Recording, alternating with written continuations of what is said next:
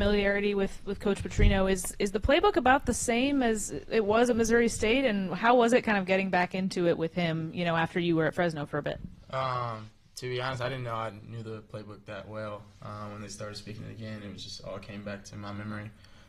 They got some new stuff that I have to get a grasp on, but everything else, man, has been pretty good. So that's why the first 2 days I've been able to play fast and just play myself. Steven, reflecting on last season for you, just how do you feel like the season went for you, and what goals do you have for yourself, whether it's for this spring or looking ahead to next season? I would say anytime that I put up better numbers than the year I did before is really good, but to see that I did it at a higher level, obviously the SEC, the best conference in my opinion in college football, it really shows the growth that I've had. Honestly, I'm just looking to expand more, to just get better at the little things. I have a lot of experience, kind of lock in on those intricate details that I may think are like pretty simple, but just mastering it, doing it till I just can't get it wrong. So I think that's really just the main thing for me, just trying to be as consistent as I can and get better any way I can possibly. Raylen, you've kind of gone up a level, I guess, Montana State, Fresno State, Arkansas. What's been the biggest adjustment from each level, and what would you say is the biggest jump? To be honest, that's a hard question because I feel like my level of play has been higher than where I've been at, and I feel like now that I'm in the SEC is where I'm supposed to be. But you could say speed-wise, playing more man when you get to the FBS level, SEC level, there's a lot more man. Missouri State, it was a lot zone, cover 3, cover 4. You just have to find zones. But I feel like, being at Fresno and now being at that SEC is pretty much man, man against man. So I think that's the biggest difference. The size, I think is the biggest thing. But I've been small all my life, so it's not really a new thing to me. Steven, there was a lot of transfer linebackers last year added to the roster, and this year there's not. Guys returning like you and Xavier, of course. But some of the younger guys like Bradley Shaw going to be asked to help more. Maybe one of the freshmen. What have you seen from some of the younger guys like Shaw, Wallace, for example? What have you seen from them? They can be able to help you. Yeah, man.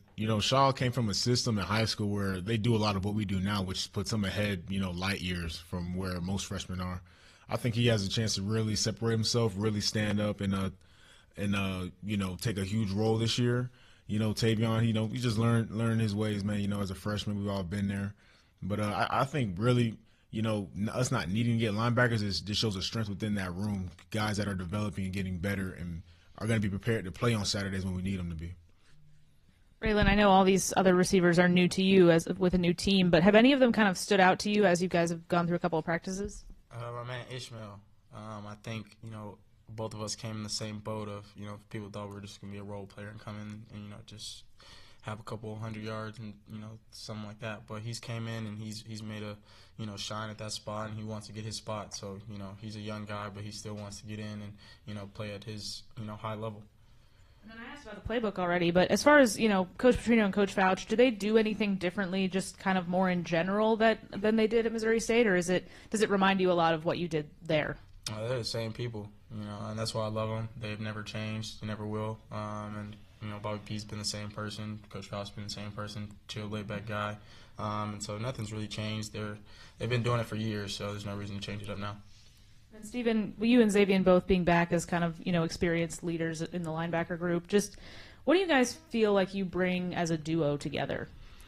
I think I would say for us, because, we started playing together more so along as the year went on, but, I think we both just bring that tenacity, man. Like, we're both, hard-hitting linebackers. We love to get after the ball. We just love playing football, and we love, playing together, cohesively.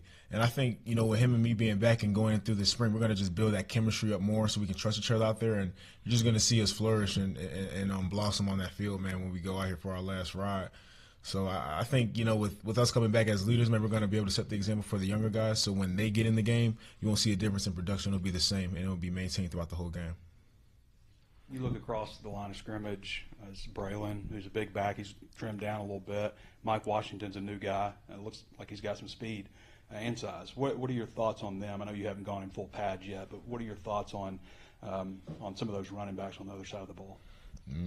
It's the SEC, man. You got to have big backs. So, to see that and see what we got in Mike, and then to see how Raylen has come along, I feel very confident. I think this spring, I mean, you ask me, I don't think we're going against any better backs than what we have here. You ask me, we're going against the best backs in the country. So preparation-wise, that's going to get us better on defense, having those guys getting those reps in, day in and day out all through spring with the pads on, man. So it's going to help us be better. Raylen, we're kind of seeing a lot of new faces on the other side of the ball, defensive backs, Walker, Davila, I believe is how you say his name, some of those guys. What have you seen from some of those guys? Who makes it challenging out there for you? I think, I don't really go against corners, but, in the nickel safety position, I think the biggest threats I usually have, you could say, is Caleb, transfer from Auburn, and then Larry. Big thing with Larry is 6'4", I'm like 5'9", so, he's really long. Things I got to learn, and he helps me tremendously blocking-wise and things like that. Caleb has a lot of experience, so just knowing the game, learning leverages and things like that is the biggest part of my game that they've been helping me with. Just staying after practice, things like that, giving releases, things I can work on. So I think that's the biggest thing. Corners-wise, Davila has been, balling out. I think that's the big thing. He's not the biggest guy, but, he wants to go get the ball. He wants to tackle. He wants to, be a ball hawk. So I think everyone wants the same thing and for us to win, and so everybody's got to do their job. So I think everyone's doing that. We've talked about how you and Taylon go way back already, but as far as, now that you're actually in some more formal practices, even though you've been throwing together for a while, how's it been, actually being in practice with him? I think the chemistry's there. We just got to keep stacking days every day. You keep growing, and it doesn't just come with me. It's got to come with everybody else. The chemistry's got to be with every single receiver on the field because you never know what happens. So just getting everybody ready, and I just got to do my job and do my 111 and keep stacking. Do you think of things like some guys wear a chip on their shoulder and stuff? You've kind of had to prove yourself. Weren't highly recruited. Go out and catch 73 passes at Montana State, or excuse me, at Missouri State. Sorry, at Missouri State, and then go out and catch 50 plus at Fresno State. Have you felt like you had to prove yourself, or is it just kind of keep your head down and keep working and just prove to yourself or something? I think it's just my walk-on mentality. Not every day's promise. As a walk-on, you could be cut the next day. So I think that's just my mentality. Is like when I get my spot, I know it can be taken tomorrow. So just being able to go in each day and keep grinding. Thinking that my spot can be taken, and you don't want that to happen. So right now it's just to go prove myself and get respect from my teammates. That's the biggest thing. I think that's the biggest thing with spring ball. It's getting that respect, knowing they can count on you. So I think that's the biggest thing. But I wouldn't say I have a chip on my shoulder. I just think that walk-on mentality has never left me and never will. In your journey, Stephen, you went to Florida State, were highly recruited, played early, had an injury, struggled, I guess, with the depth chart, went to Marshall. Was there anything that kind of validated things for you the way last season went, kind of having to earn your way, getting back into the starting lineup on a major college program? I would say probably it's just a testament to my will and my grit, just not giving up. Obviously, the career it wasn't exactly what I thought it would be, and I dealt with challenges, it was a roller coaster or whatever. But, I mean, to be here, now just shows, I feel like for me it's a testament how strong I am and, how much, you never know how much you can endure until you go through it. So, just knowing that I'm capable and proving to myself that, is what's proving to my teammates that, I belong here and this is where I'm supposed to be at. So, I really think that I'm thankful for that whole entire journey. I think it makes me even more confident now to step on the field knowing all that I've been through to go out there and perform. And you weren't here last year. You were. A lot of the talk was the locker room had a great bond, good unity, and all this stuff. And then you have a lot of turnover this year, a lot of new faces. I'm curious about how things have been locker room wise for you compared to where you've been past places, and how things have been from last year to this year at Arkansas for you.